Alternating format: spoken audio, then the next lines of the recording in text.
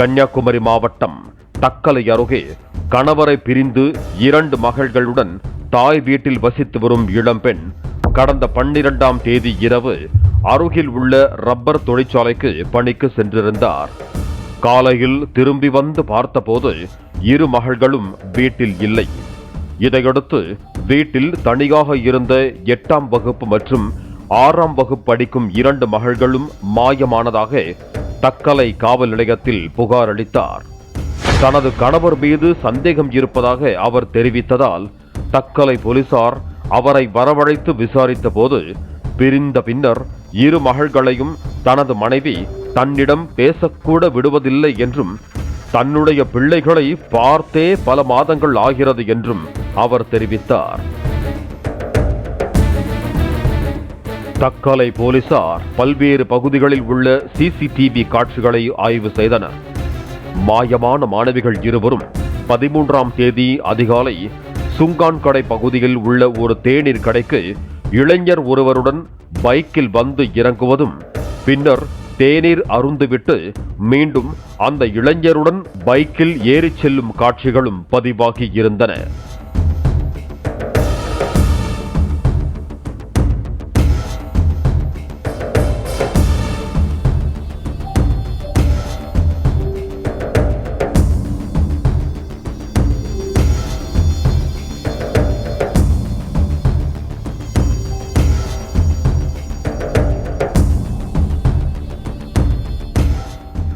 விசாரணையில் அந்த இளைஞர் வழக்கறிஞர் அஜித்குமார் என்பது தெரிய வந்தது.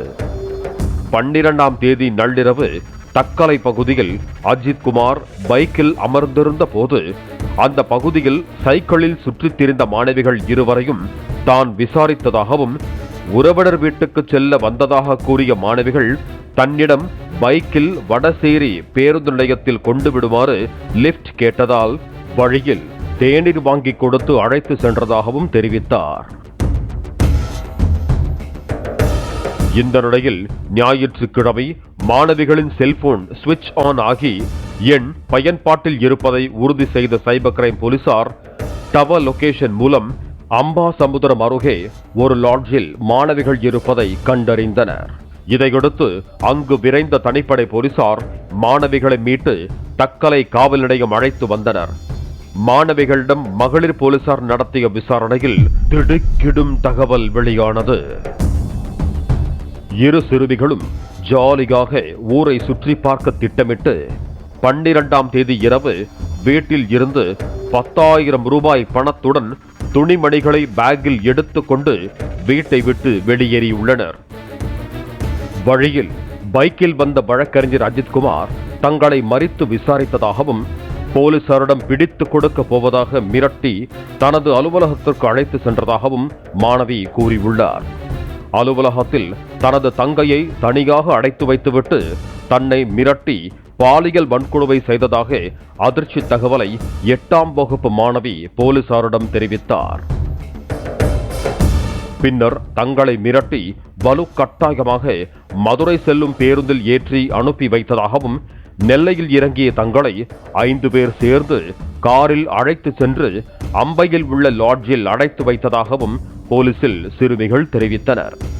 மாணவியை என்ன நோக்கத்திற்காக லாட்ஜில் அடைத்து வைத்தார்கள் என்ற கோணத்தில் அதில் தொடர்புடைய ஒருவரிடம் விசாரணை நடந்து வருகிறது. மேலும் 4 பேரை போலீசார் தேடி வருகிறார்கள். இதற்கிடையே போலீசாரிடம் இருந்து அஜித்குமார் தப்பியோடியதாகவும் இதில் வழுக்கி விழுந்து வலது கையில் எலும்பு முறிவு ஏற்பட்டதாகவும் போலீசார் தெரிவித்தனர். அவரை மடக்கி பிடித்து அழைத்து வந்து ஆசாரிப்பள்ளம் மருத்துவக் கல்லூரி மருத்துவமனையில் மாவுக்கட்டு போடப்பட்டதாகவும் தெரிவித்தனர்.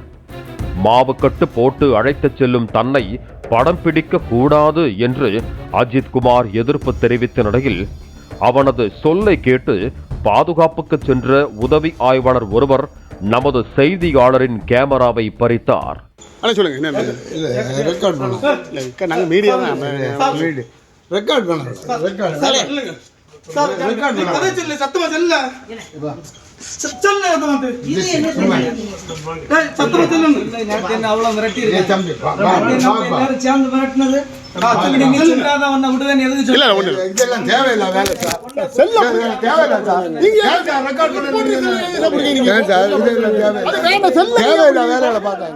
மாணவிகளை மிரட்டி கடத்தி அடைத்து வைத்து பாலியல் வன்கொடுமை செய்ததால் போக்சோ உள்ளிட்ட பல்வேறு சட்டப்பிரிவுகளின் கீழ் அஜித்குமார் கைது செய்யப்பட்டான்.